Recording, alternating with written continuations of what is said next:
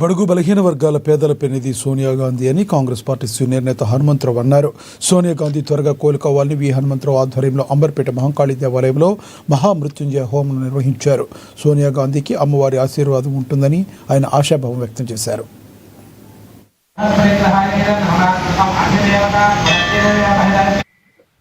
నా ఉద్దేశంలో మహంకాళి దయ వల్ల ఆరోగ్యంగా తిరిగి రావాలని ఈనాడు ఆమె ముందు హోమం చేయడం జరిగింది.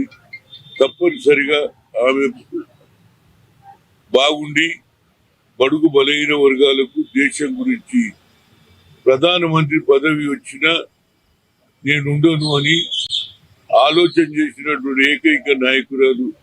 పదవి గురించి పోరాడుకుంటున్నటువంటి సమయంలో పదవి ముఖ్యం కాదు, దేశ ప్రజల ఆరోగ్యం ముఖ్యం, వాళ్ళ అభివృద్ధి ముఖ్యమని ఆనాడు డాక్టర్ మన్మోహన్ సింగ్ గారిని ప్రధానమంత్రి 2 సార్లు చేయగలిగి అలాంటి దేవతకు